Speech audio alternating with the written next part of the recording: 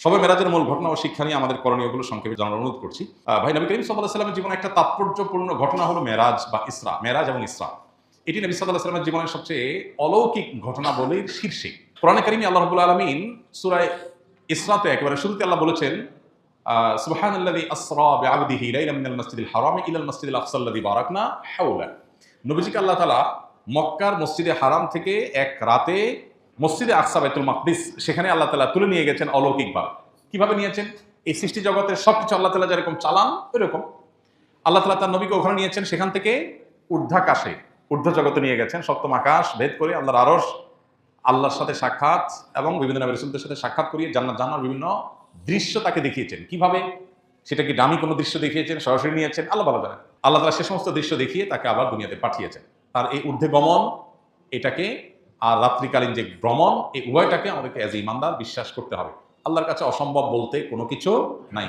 মুহূর্তের মধ্যে আল্লাহ তাআলা অনেক কিছু করতে পারেন, যেটা আমরা হয়তো বছরকে বছর যুগ যুগ ধরেও করতে পারবো না। এটাই তো আল্লাহ এবং আমাদের মধ্যে পার্থক্য। আল্লাহ স্রষ্টা, আমরা সৃষ্টি। অতএব মেরাজের এই ঘটনাকে আমরা একজন ইমানদার হিসাবে বিশ্বাস করতে হবে। তবে এর মধ্যে দুটা পার্ট আছে, একটা ইসরা অর্থাৎ মসজিদে হারাম থেকে মসজিদে আকসা যাওয়া পর্যন্ত, এটা কোরআনে আছে। অতএব এটাকে অস্বীকার করলে ইমান থাকবে না। আর ওখান থেকে ঊর্ধ্বাকাশে ভ্রমণের বিষয়টা বিশুদ্ধ হাদিসে প্রমাণিত আছে। ওইটাকেও যদি বিকৃত করে, অস্বীকার করে, ওটার ভিন্ন ব্যাখ্যা করে, তাহলে তাকে আমরা গোমরা বলতে পারি, কিন্তু তাকে অমুসলমান বলা যাবে না। মেরাজের সবচেয়ে বড় যে বিষয়টা সেটা হলো, মেরাজ আমাদেরকে অনেকগুলো বার্তা দিয়েছে। প্রথম কথা হলো, আল্লাহর কাছে অসম্ভব বলতে কিছু নেই। দ্বিতীয়ত, ৫ ওয়াক্ত নামাজের ইবাদত আল্লাহ দেওয়ার জন্য নবীকে ডেকে নিয়ে মেরাজে সরাসরি নির্দেশ করেছেন। অন্য সব ইবাদত জিবরিলকে দিয়ে পাঠিয়েছেন। এখান থেকে বোঝা যায় নামাজের সাথে কম্পেয়ার করার মতো আরেকটা ইবাদত বা ভালো কাজ ইসলামে নাই। মুসলমানের কাছে সবচেয়ে ইম্পর্টেন্ট কাজ নামাজ, কারণ এটাকে সবচেয়ে গুরুত্বের সাথে আল্লাহ তাআলা ফরজ করে দিয়েছে। মেরাজের অনেক বার্তা আছে, বিভিন্ন রাসূলদের সাথে সাক্ষাতে তারা বিভিন্ন নাসিহা করেছেন। মেরাজে আল্লাহ তাআলা অনেক কর্মের পরিণতি জাহান্নাম হবে সেটা নবীকে দেখিয়েছেন। সেগুলোর উপর আমাদের সতর্ক হতে হবে। জেনা, সুদ, অন্যের হক নষ্ট করা, বিভিন্ন অপরাধের শাস্তি কি হবে সেটা আল্লাহ তাআলা তাকে দেখিয়েছেন। অতএব সেগুলোর ব্যাপারে আমাদের সতর্ক থাকা, এটা আমাদের কর্তব্য। এটা হলো মেরাজের শিক্ষা। আমরা হলাম মেরাজ দিবস পালন করার উস্তাদ। সবাই বলে, হুজুর সবে মেরাজ কবে? আর ভাই, সবে মেরাজ মানে কি? মেরাজের রাত। সবে মেরাজ মানে কি? মেরাজের রাত। বলে, হুজুর এবছর মেরাজের রাত কবে? এবছর তো কারো মেরাজ হবে না। মেরাজের রাত কোথেকে আসবে? এবছর যদি কারো মেরাজ হয় তাহলে না বলা যাবে এটা কি মেরাজের রাত। মেরাজ তো নবীজির হয়েছে ১৫০০ বছর আগে, শেষ। আর তো কারো মেরাজ হবে না।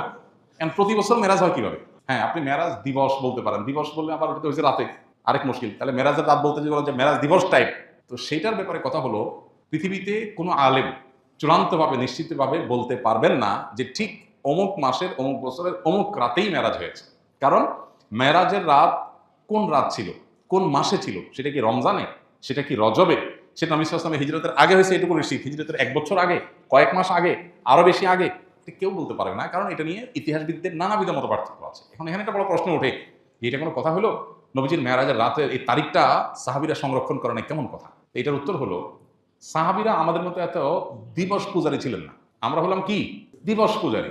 মানে কত দিবস পালন করা যায় সেটা খুঁজে খুঁজে বের করা, আর এই দিবস নোট করে করে দিবস উদযাপন করা, এটাতে আমরা যতটা অভ্যস্ত, ১৫০০ বছর আগের পৃথিবীর মানুষ এই দিবস কেন্দ্রিকতা এতটা তাদের মধ্যে ছিল না। ১৫০০ বছর তো বহু দূর কি বাদ।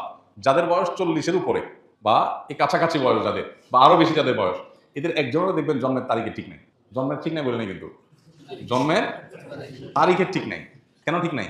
কারণ এখন যেরকম মা বাপ বাচ্চা কয়টা, কয় মিনিটে, কোন দিন, কত সেকেন্ডে হয়েছে এটাও নোট করে রাখে, কারণ তার মনে অনেক শান্তি, অনেক ফুর্তি, পেটে ভাত আছে, অ্যাকাউন্টে টাকা আছে। এই পোলার প্রতি বছর অমুক দিন, এই দিনের এতটা, এত মিনিট, এত সেকেন্ডে এসব ফুর্তি করতে হবে, এই জন্য সেটা সংরক্ষণ করে।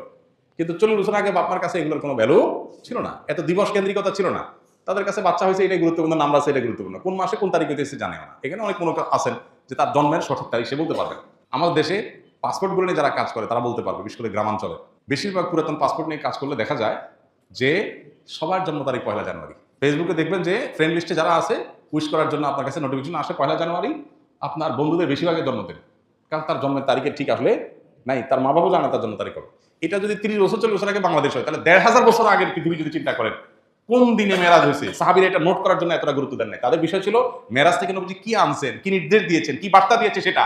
আর আমাদের সেটার খবর নাই, আমরা হলাম দিবস পালন করার ওস্তাদ। এই হলো আমাদের সাথে তাদের পার্থক্য। এই জন্য মেরাজকে ঘিরে কোনো দিবস কেন্দ্রিকতা নয়, বরং মেরাজের শিক্ষা আমরা ধারণ করব।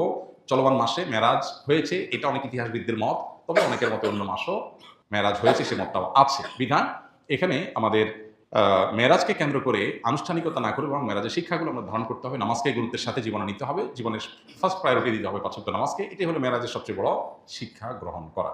শীতের কারণে অজু করাটা অনেক সমস্যা, বিশেষ করে মহিলাদের। যেমন আমার মা, বয়স 58, তিনি অসুস্থ, আমার স্ত্রীর ঠান্ডাজনিত সমস্যা, তারা প্রায় এশা বা মাগরিব ফজর নামাজ তায়াম্মুম করে নামাজ আদায় করেন। এ সম্পর্কে আমাদের শরীয়ত কি বলে? নামাজ কি কবুল হবে আর তায়াম্মুম করে কোরআন তেলাওয়াত করা যাবে কিনা? দেখুন, যেখানে অজু প্রয়োজন সেখানে অজু করতে হবে, নামাজের জন্য হোক, কোরআন স্পর্শ করার জন্য হোক, অথবা তওয়াফ করার জন্য হোক। এই কাজগুলোতে অজু লাগে। অজু ছাড়া নামাজ পড়া যায় না, অজু ছাড়া কোরআন স্পর্শ করা যায় না, তেলাওয়াত মুখস্থ করা যায়, আর অজু ছাড়া কি করা যায় না? তওয়াফ করা যায় না বাইতুল্লাহর। এই 3 জিনিস, এগুলোতে অজু আবশ্যক। এখন এই জায়গাগুলোতে তায়াম্মুম তখনই করা যাবে যখন অজুতে মানুষ অপারগ হবে, অজুর কোনো অপশন থাকবে না, অনেক দূর পর্যন্ত কোনো পানি নেই, যেটুকু আছে কোনো রকম খেয়ে বাঁচার মতো, তাহলে সে তায়াম্মুম করতে পারে।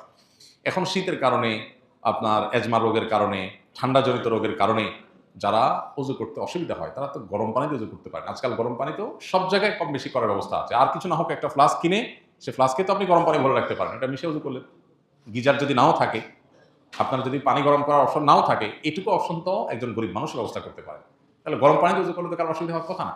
যদি কারোর গরম পানিও টাচ করার মতো না, হাত ভাঙা, পাও ভাঙা, অপারেশন হয়েছে, ব্যান্ডেজ দেওয়া, পানি লাগানোই যাবে না, তাহলে তার জন্য তায়াম্মুমের অপশন আছে।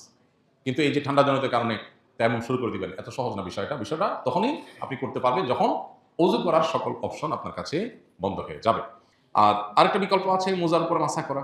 একবার মোজার উপরে উজু করে, যদি মোজা পরিধান করেন পূর্ণাঙ্গ উজু করে, দুপুরে জোহর নামাজের সময় উজু করে আপনি মোজার পরে মাসা করলেন, উজু করে মোজা পরলেন, 24 ঘন্টা পর্যন্ত যত উজু করবেন। আর মোজা যদি না খোলেন, মোজা যদি চামড়ার হয় আর কাপড়ের হলে চামড়ার মতোই হয়, ওই রকম কাপড় এখন পাওয়া যায় না, এখন যেগুলো সবগুলো অনেক পাতলা, এগুলো দিয়ে মোজার উপরে মাসা করা কঠিন। বিশেষ করে হানাফি মাযহাব যেটা জায়েজ নাই, আর ওলামা একরাম জায়েজ বলেন, কিন্তু বেশিরভাগ মোজাই দেখা যায় এত পাতলা যে এটাতে হালকা একটু মাসা করতে গেলে ভিতরে ভিজে যায়।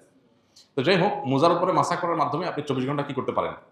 অজুর সময় পা না ধুয়ে শুধু মোজার উপর মাসা করতে পারেন। তাহলে যাদের এজমার রোগ আছে, পা ধোয়াটা তাদের জন্য অনেকের জন্য বেশি কঠিন, ওইটা আপনি করলেন না, আর বাকি অঙ্গগুলো গরম পানি দিয়ে ধুলেন। অপশনটা আমরা নিতে পারি।